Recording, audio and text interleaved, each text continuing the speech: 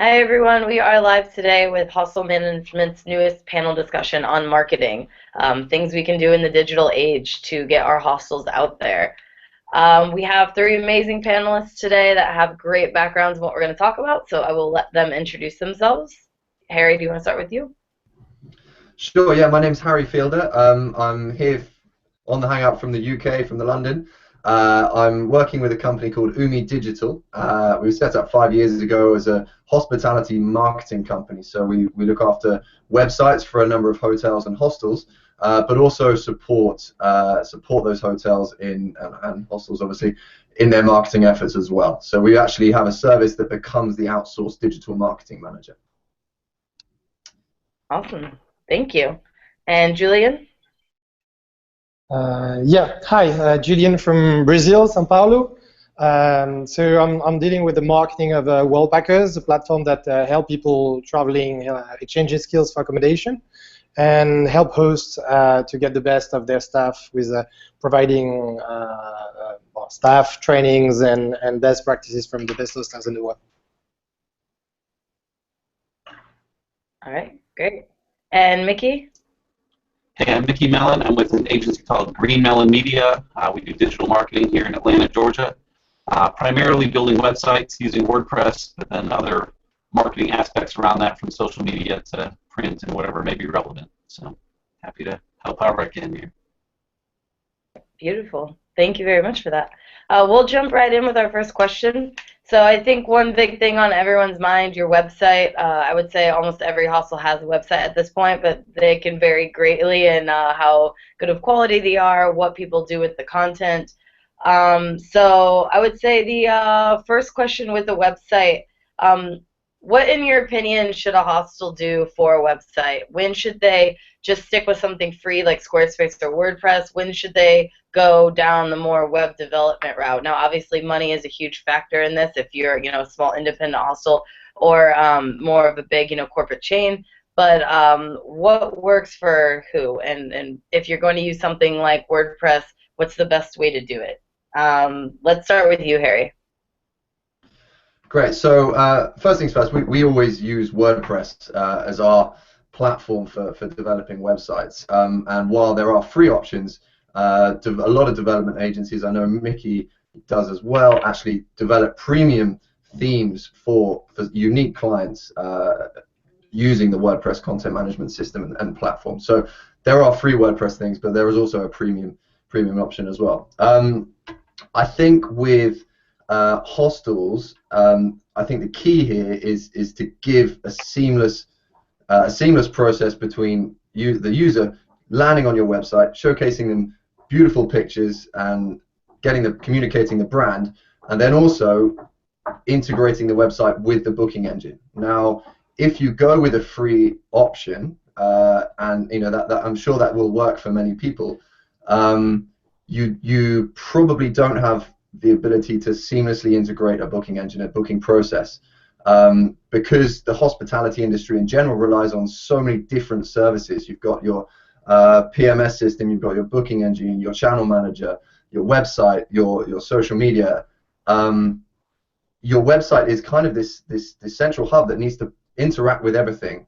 And while there's many great free options out there, I do think sometimes some expertise, certainly for the maybe for the hostels that do have the budget for it, I suggest getting that seamless process. And actually being probably the second most important thing as well is actually communicating your personality. People travel to hostels, they're typically younger, probably more influenced by brand perhaps, and by sort of the image of the hostel. And I think one of the key mistakes you can make with a hostel website is not having a design and a user experience that suits the unique brand that the hostel has.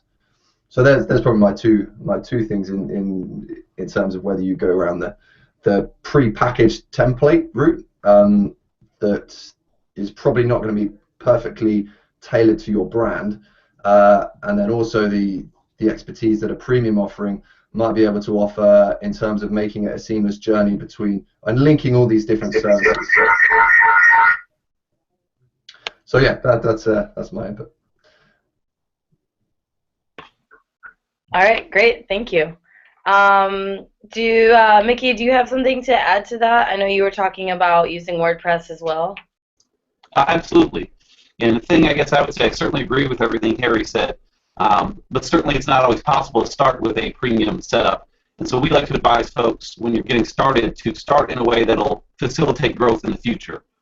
Getting on Squarespace or Wix is great for a small site, but you end up kind of trapped there to some degree.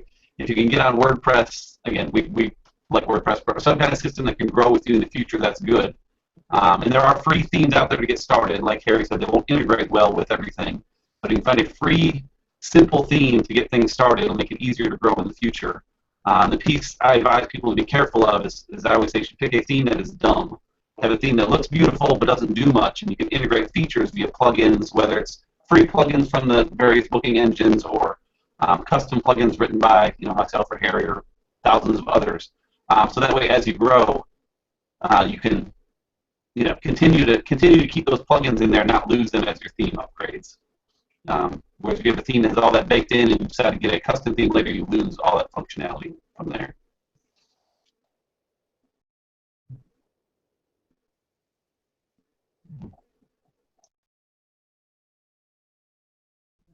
Courtney, I think you're muted there. Sorry, you're right, I was muted, thank you. Mickey, what was that last sentence you just said? That you said if you, now I completely forgot what it was. That's right, yeah. So if you, a lot of the popular themes out there have lots of features baked into the theme. And so if you use that and later decide to go to a custom theme or a different theme, you lose all those features because they were part of it.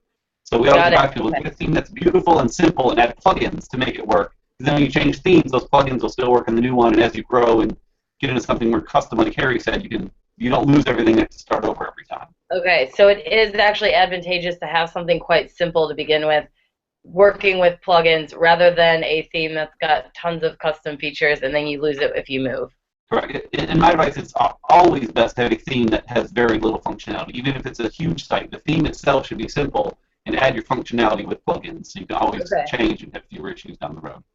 And what about if someone were to start with something like Squarespace and then want to transfer over? Do they lose all of that content, or is it simple to transfer the content but it's more difficult, or what's the disadvantage of doing that? Difficult to move the content. Squarespace has added some things recently to make it better, but historically Squarespace works hard to keep you trapped inside of their ecosystem, which is good for them. Kind of like Apple. Exactly, yeah, very much like Apple. They want to keep you in there. So we tell folks, even if you can't afford just a simple WordPress site, go get the free WordPress.com site, because even then it at least gives you a better avenue to grow as you move forward. Okay, great. Harry, did you have something to add? Yeah, I was just going to say with WordPress, even if you're moving themes and you're growing your platform and maybe you start with something free and move to something premium, it's a lot easier to export and import posts and content. And so it's just a simple export and then import it into the new site. And fortunately, WordPress facilitates that. So even if you want to start with something free, it will. If you go with WordPress, it will give you the flexibility to grow, I think, and keep and maintain that content. Okay, great. And another question I had, maybe Julian, you can touch on this, or if you know, when you're doing something like WordPress, how much do people really need to know to set up even a free theme? Is it pretty drag and drop, or if they want to change, font sizes and even do a little bit of custom stuff, do they need to know, code at all? Like, how simple is a free WordPress theme? Well, I'm not the specialist here, but I've used WordPress as a user before, and I think that's definitely one of the easiest platforms to use for people that are not tech savvy. So if you've never made a website before, if you've never done a blog or anything, that's pretty much the easiest thing to do. It's really like a plug and play. So you get there's tutorials, you can do something pretty neat, like in very little time, and it looks professional as well. So yeah, that's from the user side, that's actually really useful. So obviously, Mickey and Harry are going to know what to do. But from a user standpoint of someone who doesn't have a lot of experience doing a website, you found it pretty simple, pretty plug and play. Yeah, most definitely. It's a good way as well, like to test what you want to do. So maybe if you have in mind to do like a a more advanced WordPress template after that, or even like a more complex website, that's definitely the best way to try it for free, or almost free if you pay for your own domain, and so that you see like how your users react and all that. So that's that's very So easy if to. you already had a URL, you already have a website, but say you were interested in trying out a WordPress site, does it make you transfer that URL first to be able to, set it up to take a demo of it, basically a demo with your actual content, not just a demo? Um, do you have to make that switch and then switch back, or can you switch and test it before, fully jumping ship to a different platform? Do you know, Mickey, do you know about this? Yeah, I was going to say, really with WordPress, it gets a little confusing because there's two separate WordPress products out there. There's WordPress.com that you host on their servers completely for free. And then there's WordPress.org that most sites are on, that you download the software and put it on your own hosting. It takes a bit more work to set up, a bit more skill, but it's completely customizable to literally anything you want. But in either case, yes, you certainly can do that. If you sign up with WordPress.com, you'll get a site like Courtney.wordpress.com to play with, and later map your domain over to it. Or if you set up hosting somewhere to get a new site, your host will say, here's your big, long, ugly temporary address. And so use that and play with that long, ugly address until you like it, and then move your domain name over. Okay, so you could basically set up exactly what you want, then you say, yes, I'm happy with this, then you can transfer over. Exactly. Perfect. Okay, great. Quick little shout out to the 6 viewers that we have right now. Thank you. Actually, we're up to 8 viewers right now. Thank you for everyone listening in. We appreciate it. And just a reminder, if you have questions for these panelists, you can tweet them to us at HostelMana, HostelMana. So let us know what you'd like to know. Other questions about websites. What do you find are the biggest mistakes that people make with their websites? Either how they set it up or how they maintain it, the content they do. Where are some pitfalls? Harry? So I would say the biggest pitfall of websites, particularly in hospitality, is leaving your content static forever. Once you set it up, a lot of people just think that's fantastic, it'll do its job, but unfortunately that's not the case. And in order to maintain a good search ranking on Google and other search engines, which I'm sure we'll touch on later, you need to have dynamic content that's going up regularly. Also, this makes your website a lot more engaging to visit as well. If it's exactly the same every single time someone goes onto the page, they're not going to, it's not interesting anymore. I would also say a second pitfall is if they do go with perhaps a theme that's maybe out the box, a free theme, it's likely to be off-brand, and what you really need to do with a hostel website is to communicate personality. So are you a colorful brand? Are you kind of quirky? Are you industrial? Are you, all of these questions you need to ask yourself at the design stage, and make sure every element of your site does actually reflect that. And as even on the free things, you do have a lot of control over font faces, typefaces, and color. Probably not to the extent that a customized design, a graphic designer will be able to achieve, but all of these questions need to be asked just when you're setting it up. So I suppose my 2 key things would be the making it on brand and giving it personality and reflect the message that you're trying to communicate, but also keeping your content dynamic and making sure you're posting stuff as regularly as you possibly can. And think with WordPress, that's actually very easy. WordPress was set up as a blogging tool, and so it's right from the ground up. It's used to having lots of changes all the time. I don't have a huge amount of experience with Squarespace, so I haven't really tried the blogging side of that. But there are a lot of great tools that now that really help keep this dynamic content. Perfect. Awesome. Mickey, do you have anything to add to that? Yeah, I think the one thing people miss, especially with WordPress.org when you host it yourself, is keeping it updated from a technical perspective. Getting hacked is about the worst thing you can have, not only for visibility to your clients, but Google will punch you out of the rankings pretty quick too. And WordPress has updates that come out once a month or so, plus whatever plugins you have and different things. So not just ignoring that side of it. Certainly, like Harry said, the content needs to be updated regularly, but keep that back end updated and all the plugins up to date to keep yourself secure.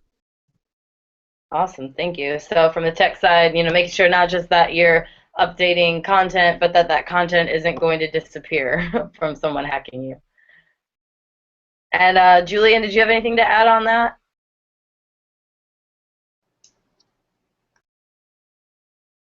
I think you're still muted. No, not really. That's not really my. There you I think they said it all.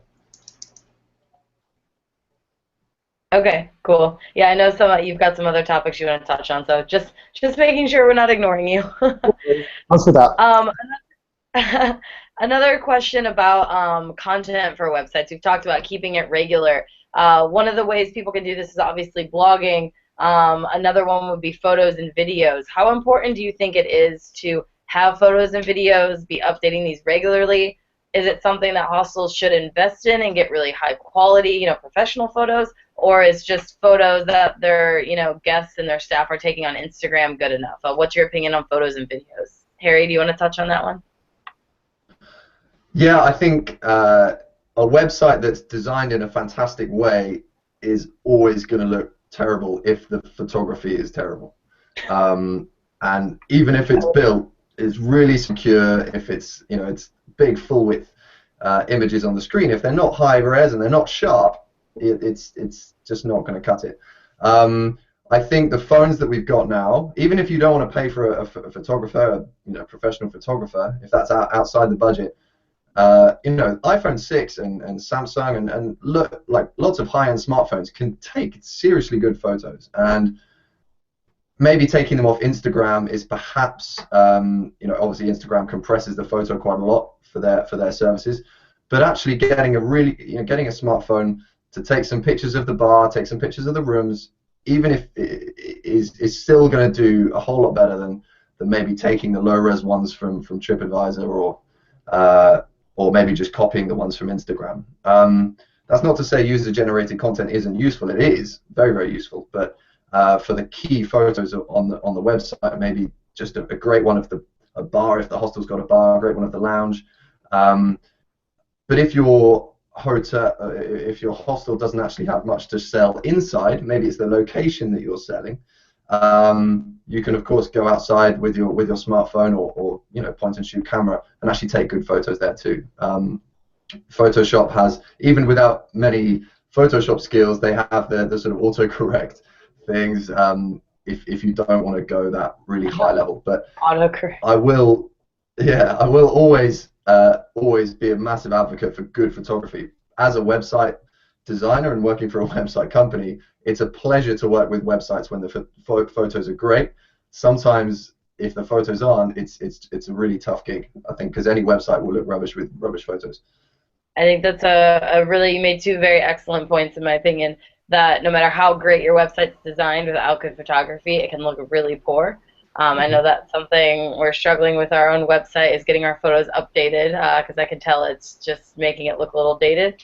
And also how you pointed out that maybe you don't have the most amazing facilities to highlight with photos, or maybe your place is very small and you don't have a huge bar, but you can highlight other things that are going to bring guests to you. So if you have a super central location, or if you are a hostel where a lot of people come for conferences because you're very close to a conference center or something, highlighting those aspects. So definitely don't just think of photos as being here's the beds, here's the bathroom, but what else can you show of your atmosphere? That would be another thing. If your hostel is sold by atmosphere, it's just magical community. Have photos that show people in them. It's kind of funny when you look at photos on Airbnb and it's just the place, but there's no people inside. And a hostel is about community and sociability, so that's always a little bit interesting to me. Did you have something to add to that, Harry?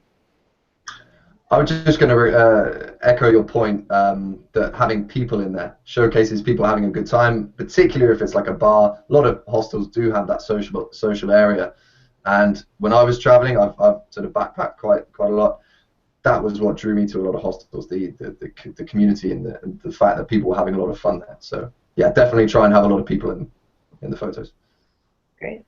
If I can add a couple of things, Courtney. So you mentioned Airbnb, and that's funny. Look at the story of the website. Airbnb actually started to take off when they sent professional photographer to the places. That shows how important it is to have like really nice places. The same apartments would just like boom from day to the other because the place looked good. And the other point you mentioned is really, really important. We're talking about hostels, so people come for the social experience, and pictures and videos are a way to tell a story. So you're telling the story of your place. If there's only static content, you're not telling any story. You're telling the story of a place that doesn't have any story. So if I want to go to a place, I want to see things moving. I want to see about the city. I want to see about like people going there, and I want to make sure that the photos that are there are not from people that were there in 2011, but from people that were there last week. Maybe I want to see people that I know tagged in there. That's why social medias have been taking off as well so much lately, because they just like give real-time content, and they give like a sneak peek of what's going on in the place, and just like make people product themselves there and say like, well, I really want to be there, like rather in display than the other one where I can't see anybody or where I can't see any activity. So that's really a way to sell the place and to sell the atmosphere, which is like a rating category in hostel and booking engines. All excellent points. Thank you. Definitely. So, for those of you who are listening out there, don't skimp on the photos. Definitely we need that. We are up to 10 viewers now, so thank you to everyone listening in. We had a specific website question that was emailed in from Felipe at Way Hostel, and he wanted to know when it comes to positioning your website in Google and other search engines, is it better to have your website on WordPress or HTML PHP 5.4? So does anyone want to touch on that? I mean, I can a little bit. Mickey, Harry, anyone? Yeah. Okay. Among other things, it's kind of an interesting question because every website, no matter what it's built on, whether it's WordPress or ASP or anything else, ultimately shows up as HTML on the front. So WordPress and all those sites are HTML to Google. I think his question maybe was more whether you should build it just in a content management system or just as flat HTML. I think certainly we've already kind of addressed our love for WordPress. I think the biggest reason, there are downsides. A regular HTML site would likely be faster, which is certainly a bonus point. But can you actually define what a content management system is for some people who maybe are a little confused? Question. Yeah. So sites built 15 years ago in just plain HTML. If you wanted to update, you had to log into the server and add some new code and write your pages. Content management systems like Squarespace and WordPress and those let you go in and quickly add new content on the fly whenever you want to add a new post or new page. And to Harry's point earlier, adding new content frequently is very important for Google and for your users and for all of that. And so having WordPress or similar to be able to generate that content quickly and get lots and lots of awesome content and photos and all that stuff out there overrides any minor advantage a plain HTML site might have in speed.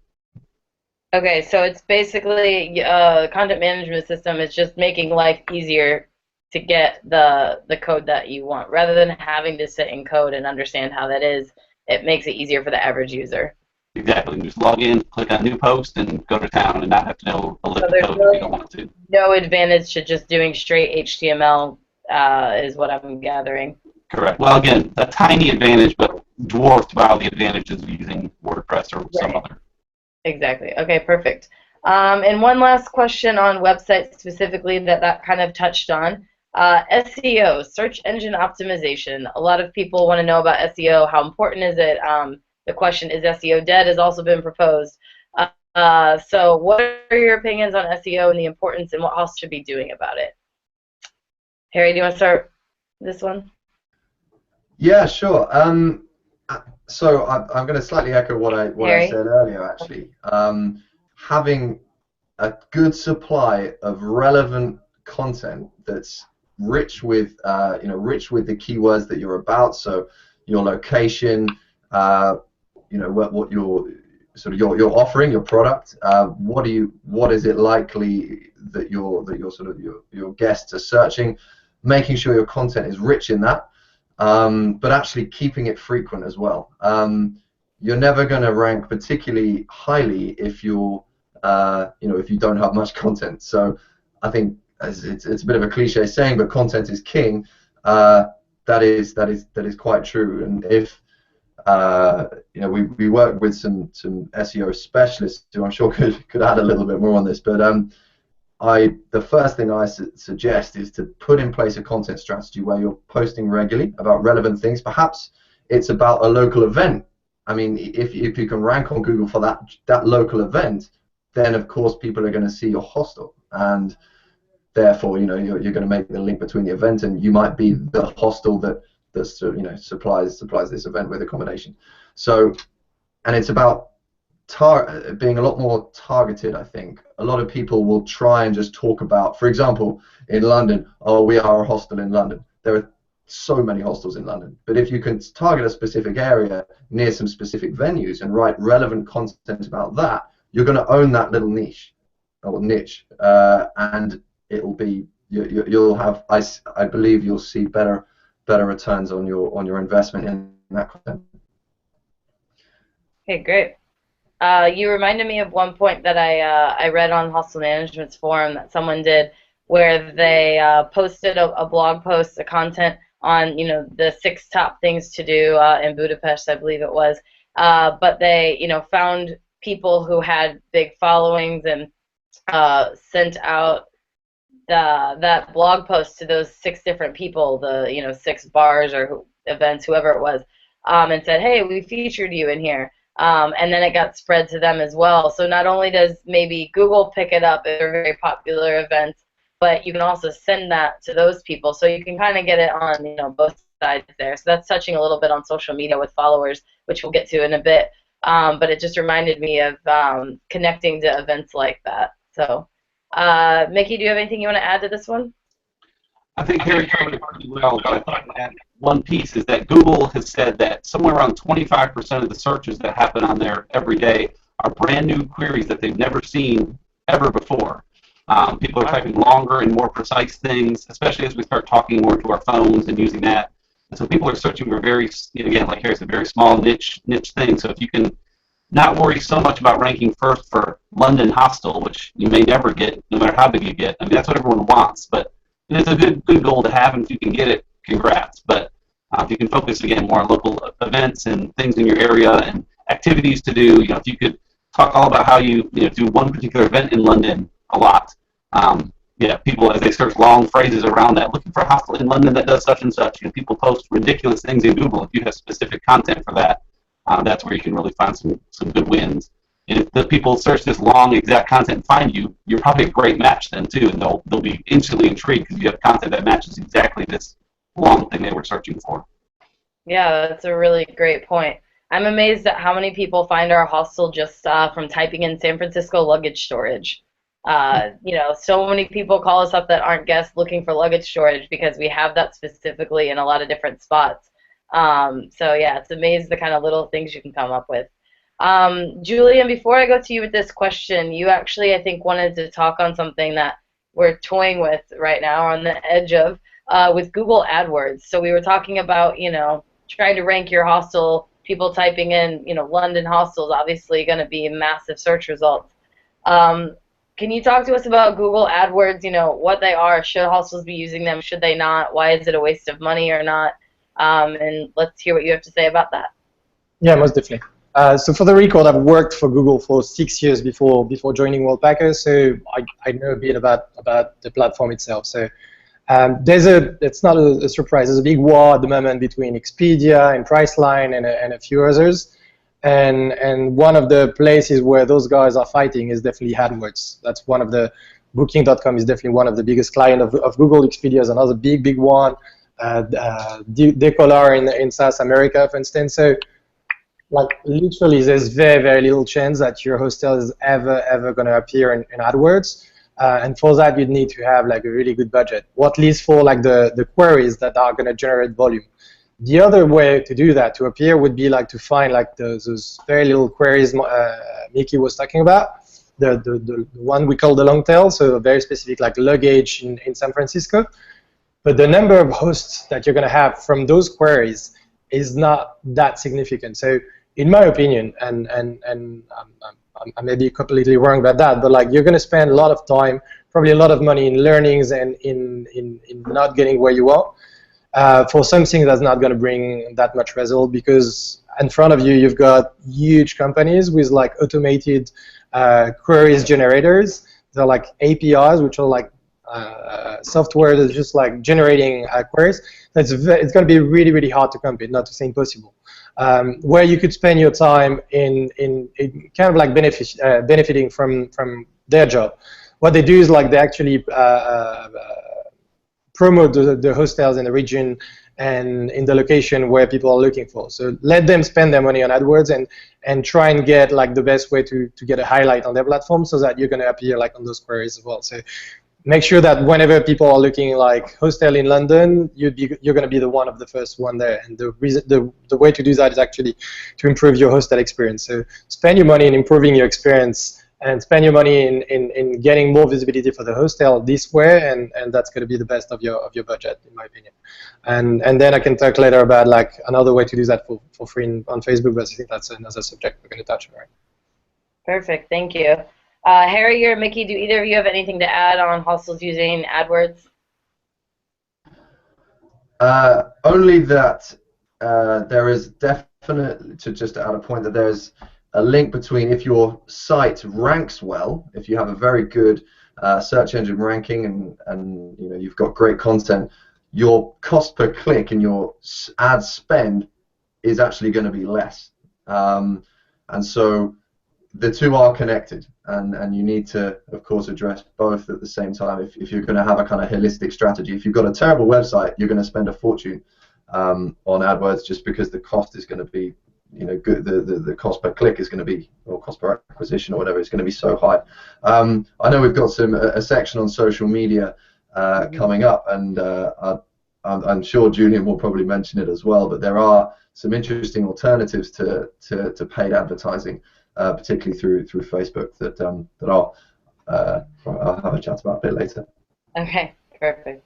And Mickey, did you have anything to add, or same kind of thing?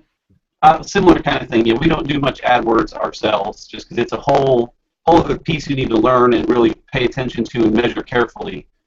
So you don't want to jump in just kind of playing around with it too much, because it's real dollars. You know, if you're playing around with Facebook, and I think if time allows, we're going to talk about Google Analytics and ways to track things a bit. Playing around in your blog is one thing, you can see how it goes, but if you're dropping $20 a day into Google and you play around for a month, you're about $600, and if you're not tracking carefully, that money can just start to disappear. So really pay attention to what you're doing if you're going to go down that road. Just a quick point, Courtney, on what Harry just said. I agree with that. The only issue with that is that, first, those big companies also have like a content strategy, and a good one, but they're going to compete on those too, and they have really, really, really low cost per click.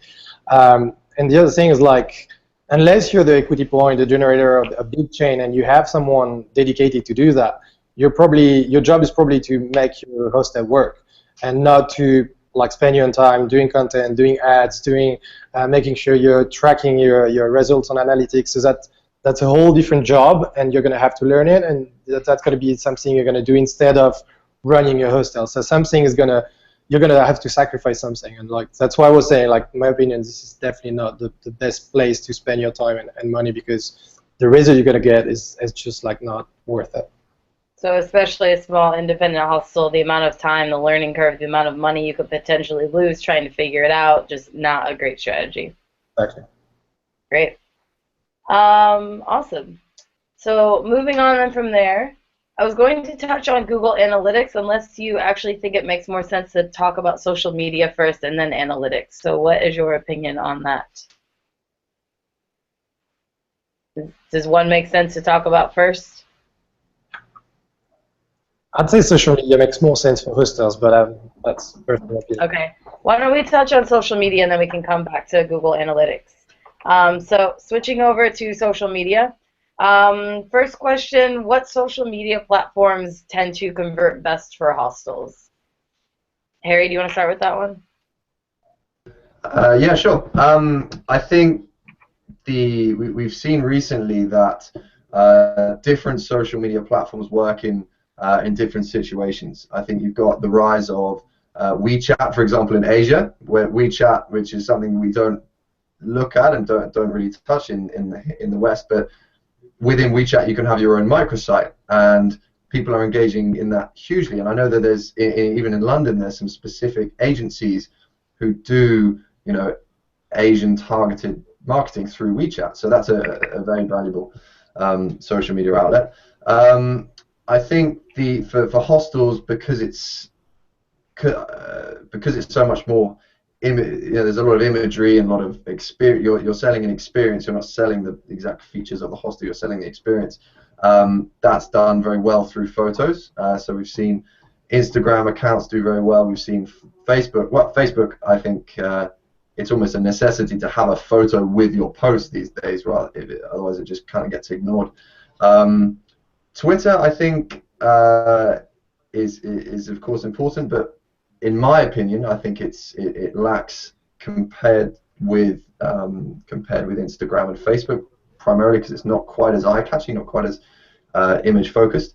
But the key thing here is being able to track the sources on your website, being able to track where your traffic comes from. And if you see that a lot more traffic comes from Facebook and actually ultimately has those people convert, then you know that's going to be your best social media channel. And if you don't track things accordingly, if you don't monitor Google Analytics and know where your sources are, you know, it's you won't be able to spend your efforts and spend your money if you're going the paid route in the right areas. So okay.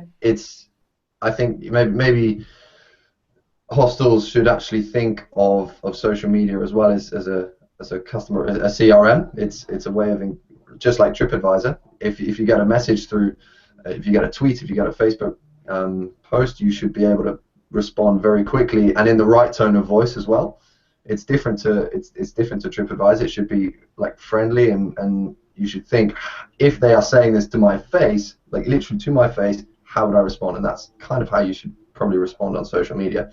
But in terms of the most important one, I would definitely track it, because it depends on the location. It depends on the type of audience that you do have. So whatever the type that's best for a hostel is whatever's working best for it, basically. And the only way to know that is by tracking it, which we'll get into in a little bit. Julian, I know you definitely wanted to touch on social media. One thing in particular, a question I had for you is, what are the best ways hostels can use social media without spending money? Yeah. So yeah, on the tracking side, it's definitely a great point. You should always track everything, but you should always, it's a hostel, so you're dealing with customers, real ones, and as Harry was saying, they're talking to you. So listen to your clients in the first place. Where did they find you? Talk to them and figure out where they hang out. If they hang out on Facebook and on Instagram, then you should definitely be there as well. And this is where we're seeing a lot of traction about the hostels. One best practice of all that we've seen, and that's completely free for hostel, is actually to get into the conversation with them. So act as a person and not as a hostel. Your hostel full of people, so get the receptionist to post on Facebook, get yourself to post on Facebook, and even like mention who's doing it. And by doing this, you're just like, a hostel is a place where you make friends, right? So if you make friends with your clients, with the people hanging out there, if you show them the city around, you should definitely have them on Facebook. And when you take picture of you with them having a good time in the city, would it be you or your tour guide or the party promoter or the receptionist there, get them, tag them on Facebook. And when they're tagged on Facebook, the thousands of their friends that are exactly your audience are going to see those pictures, or at least part of the audience that Facebook is going to filter, and they're going to see your hostel with their friend having the time of his life. And that's the best marketing you can have, because it's not marketing, it's real life. So you're getting to a real conversation, talking about a real story, and saying like, hey, look, this guy is in Barcelona, this guy is in Bangkok having the time of his life, and where is he doing that? It's at the whatever hostel. So come over yourself. You know you're going to have the same kind of welcome, and you're going to have a great time. And people are going to remember that the day they're going to travel to your city, and they're not going to think about it twice. They're not going to look on TripAdvisor. They're not going to look on Hostel World for the rating. They're going to have the best friend like, hey, how was the experience? If it was good, it's going to come there. If it was bad, it's not going to go. And if you see the picture with a smile that big, with a banana on the face, there's no reason why you shouldn't do that. And we talk about picture, but we should talk about videos as well. Video are really, definitely a really good way to tell a story. And on the internet, posting regularly and writing stories and And doing videos can seem like a bit overwhelming to do because it's time consuming. But hey, get your staff to do it. Google was good at doing that. They give like 20% of their time to people to work on like funny project. That's actually a great way to motivate your staff. Whether it be like volunteers or paid staff, you tell them like, you know what, I want you to spend 20% of your time to tell the story of what's going on here and to spread it on your social network, on the social network of the hostel, to create like little videos with your mobile phone. It doesn't have to be super sophisticated. It has to be authentic. And if it's authentic and people are talking about it, then it's going to be like the best marketing you can have. And you haven't started spending a penny. So if you're going to spend money to get a nice camera for the hostel, spend some money to give like a special bonus to whoever does a post that get 1,000 likes on your Facebook page. That's going to be the best money you're ever going to spend. So I think a great sum up of what you just said is to really focus on real life and using that to your advantage rather than maybe trying to be super contrived or, you know, have a huge plan, but just documenting what's happening in your hostel, inside the hostel, outside with the guests, making sure you're tagging people in that. Now, you were mentioning tagging people. Obviously, you can tag your own staff, and then their friends will all see it. Do you think it's really important to tag guests to get their personal Facebooks and become friends with them so that you can tag them? Or is it enough, you know, they'll find you and tag their own photos kind of thing? No, you definitely have to do that. Like, you have to be proactive on that. First, I've seen hostels doing it. There's a Books hostel, for instance, in Rio, does it like perfectly, and they're just like full all the time because you're making friends. And like, let's be honest, nobody is waiting for you to be here. Like, nobody is expecting your message, right? Like, we're all like super busy and super exposed to messages all the time. So if you wait for people to find you, this might never happen, and that's going to be a pity because somebody is gonna talk about like the nice experience they're doing in your city, and they're gonna get the deal. So you definitely want to talk to them, and you definitely want to talk to people directly. So you want to be friend with them, you want to engage in a conversation, you want them to call you 10 months later to tell you about the great experience they had, you want them to you want to appear in their storyline the year after, showing in their memories what a great time they had last year when they were doing their backpacker trip, and to kind of like repost it on their own timeline. And all that's it's only going to happen if they tag that. On what you were saying about like documenting what's happening, you see like the biggest brand in the world struggling to get authentic stories to tell. Hostel doesn't have to do that. They're happening every single day. You have something that's so precious that all the big brands are spending a shitload of money to try and get, and you should definitely explore that and use it. This is your best asset. You've got stories happening all the time. Just tell them and document them and post them and show people how cool this is to be in your hostel rather than the one next door. That's a really amazing point that we have. So, you know, we might, especially someone who's a small independent hostel, and might be thinking, I don't have a huge budget, I don't, you know, have this, but you actually have what corporations spend millions on to get is authenticity and a real story to tell. So that's a really great point.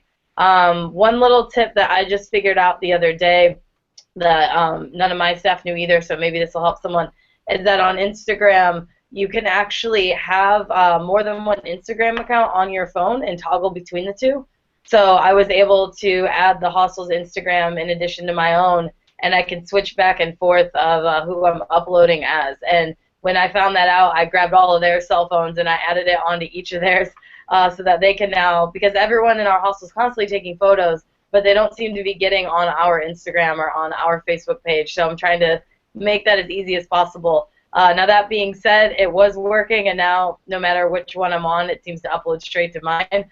So I don't know if I need to, you know, re-download it or fix it. But it was working initially, and it does have the functionality to do that. So if you are in a hostel and you really want your staff to be Instagramming photos, definitely grab their phones, put it on there, and say, hey, document, you know, whatever happens and throw it up. You know, worst case, maybe you check and there's a photo on there you don't want, you can swiftly take it down. But, you know, perhaps there's a problem before, you know, having that barrier to posting.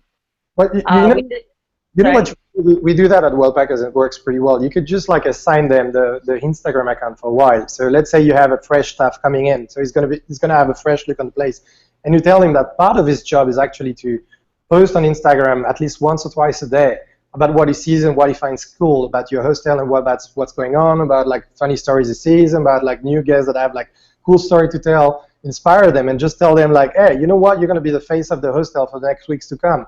Just like take the responsibility for it and just go for it. And of course, as you said, like moderate it and see what's going on, but like assign them the mission, or like as part of their job, like, hey, you're part of this hostel, and this is your job to actually promote the experience here. And this Instagram account is going to be yours for the next week.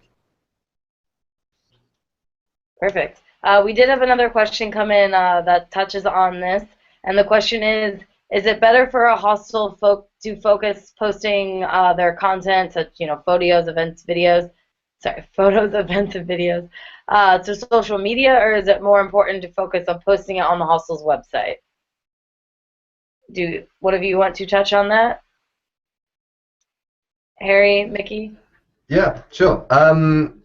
So I think being able to have a holistic content strategy is really, really important, and to be able to write the longer length stuff, I think it's great for your website.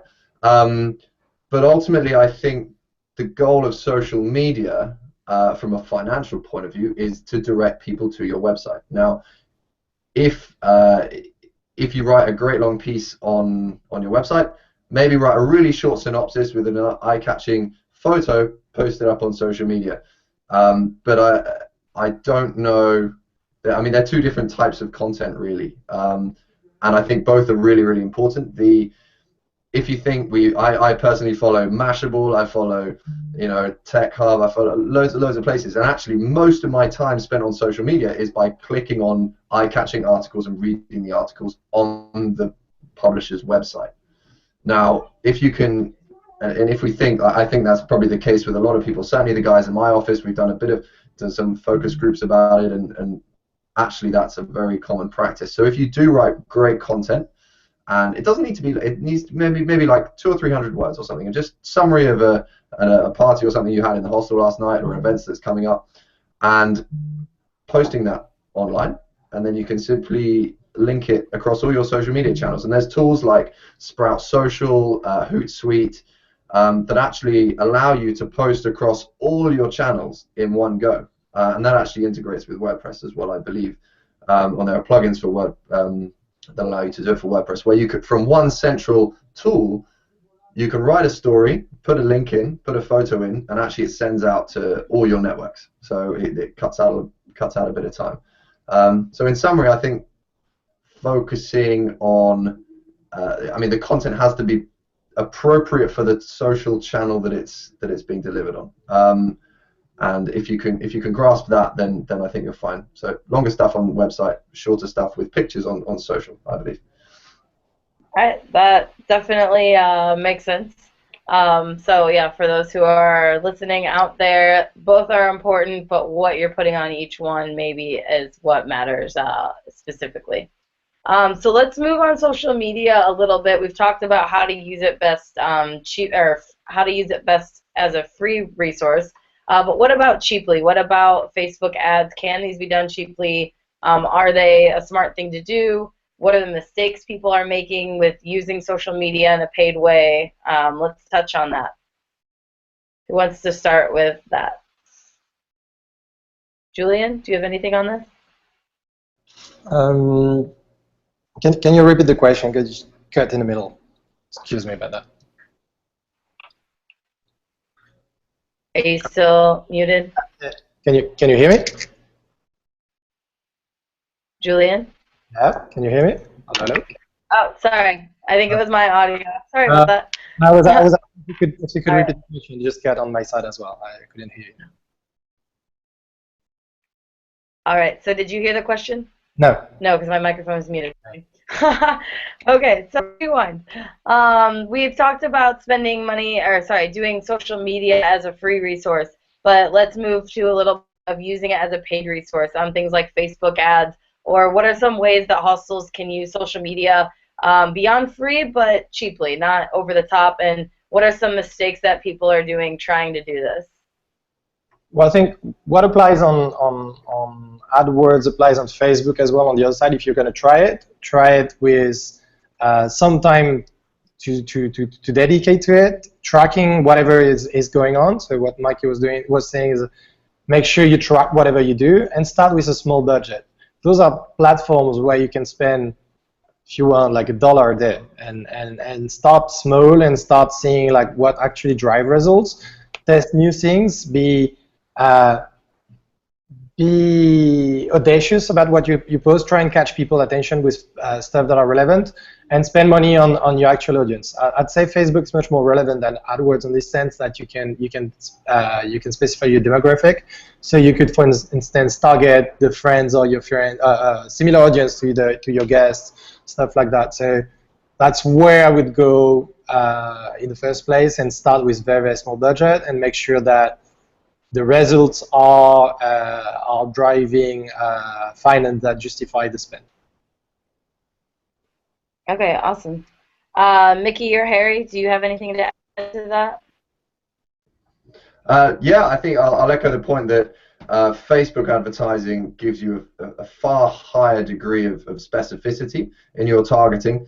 You can target friends of people that like you already. And that actually it could be quite a large audience, and then you can even specify by, okay, they like my competitors, they also are in this particular age bracket. You'll know, I guess, who your target market is, and then maybe you're just targeting 1,000 people. Maybe it's just 1,000 people within a really small geographic location that has such specific interests, but you know that there's a very high chance that they will convert. And if you are very specific, in the same way as AdWords, actually your cost per acquisition is going to be relatively cheap, because you're not competing on general terms, not like Hostel London. You're going to get far more for your money, and you can even start. We recommend when we get people onto Facebook advertising, $5 a day, and seeing what happens with that. And it's very achievable to achieve something like 20 cents a click or 30 cents a click or something like that. And that as long as you've also got a good website to direct people to, which has perhaps a page relevant to the campaign that you're running, is really appropriate. That's, I think, a pitfall here. We have people doing Facebook advertising, but just directing them to the landing page, or just the the home page of the website, and that might not be the appropriate thing. If you're advertising a particular event, you need a page on your site with the event on it and a clear call to action that's relevant, that's consistent with the advertising campaign in the first place. Another thing that's important to note is Facebook obviously now have Instagram integrated with them, so you can your sponsored stuff and your paid advertising can actually go across multiple platforms now, running from the same campaign manager, which is very useful. Great, that's all really useful stuff. Thank you. Mickey, I don't think you had touched on this. Did you have anything you wanted to add?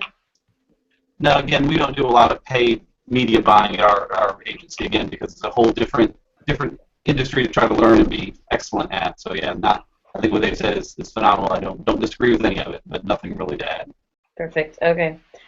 So we are running really low on time now, so we'll probably just touch on one more thing. So let's talk about Google Analytics.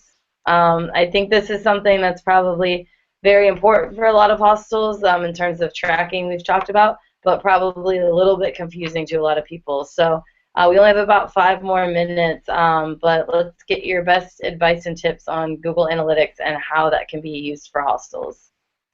Mickey, did you want to start with that one? Sure. So for those that don't know what that is, Google Analytics is free tracking software from Google. You can go to google.com/analytics and sign up. It tells you a wealth of information about people that come to your website, who they are, what kind of devices they're on, what country they live in. As Harry had mentioned earlier, it can tell you a lot about how they found your site, whether it came from Facebook or Twitter or from another website or from search terms or whatever. It can tell you what they do on the site. It can talk about behavior, what pages they look at, and that's where it can get interesting, is tracking some of that behavior to see. If you have a contact form set up, you can have it check, like every time someone fills out the form, you can go back and see how those folks found you to see, wow, people that come from Facebook fill out the form a lot, people from Instagram don't, perhaps, that kind of thing. The other two things I encourage people to set up, because out of the box it does a whole lot for you. You can quickly set up demographic tracking, so you can see the ages and genders and interests of people that come to the site, which can be very useful. And most of your sites probably have a search box. You can set up tracking where Google Analytics will watch what people type in that search box and give you a list of that, which can be hugely valuable. If people keep searching for one term over and over, perhaps you need to rethink how your website's laid out a bit to make things easier to find. It can give you a lot of great insights through there. Great. Harry, do you want to touch on this? Yeah, I think I completely agree with what Mickey said. However, Google Analytics, once you log in, and I suppose this won't be particularly relevant to people that maybe haven't seen it, but it's quite overwhelming. There's quite a lot of information there at your fingertips. Some people, without the time to really invest in getting to know it, will just be lost very, very quickly. And one thing we certainly do, we work with hostels on, is setting up a dashboard using a service called Gecko Board. I can post the link later and maybe you can fire it out. But essentially, Gecko Board pulls in all the really useful KPIs and statistics from Google Analytics. So rather than being confronted with a whole wall of numbers, you just have maybe number of visitors, number of people that click the booking form, number of, and maybe some social information and newsletter information. It's a very visually engaging aggregator of statistics, and it's a little bit fiddly to set up. But once you've set it up, actually the hostels that we've worked with this on have got that actually on a TV screen behind the front desk, because it's a real-time basically return on investment dashboard, so they can see their ad spend all with green lines or red, down lines, and it visualizes this whole complex world of analytics and ad spends and ROI. It gets very confusing, but actually all it is a percentage up number or a percentage down number, and then you know roughly if you're in the right direction. So there are tools out there, and as I said, I'll send you the link afterwards, and maybe you can share with the community. Yeah, that would be great. Really cool. We'll post it on there. We've been doing a little bit with Google Analytics, and as someone who has no tech background in any of this, it definitely is overwhelming when you open Google Analytics. You're just like, whoa, this looks way too over my head. So anything that kind of makes that more manageable will definitely be really useful. With Google Analytics, or I guess this would kind of touch on the same thing, trackable URLs. Do you guys have familiarity with these or experience? Should hostels be using them? Julian or Mickey? Yeah, well, Google Analytics. If you use platform like AdWords or Facebook, they're gonna customize the URLs directly, automatically. So you're gonna be able to identify that in Google.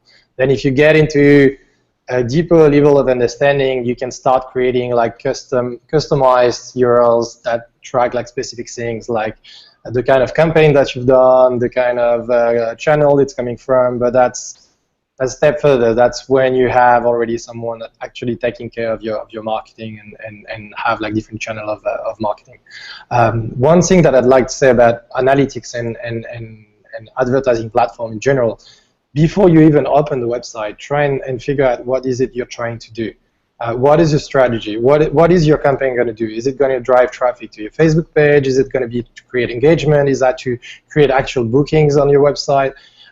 Don't try and do everything at the same time. Try and do like one task at a time, and to assign this task to something. And in analytics works the same way.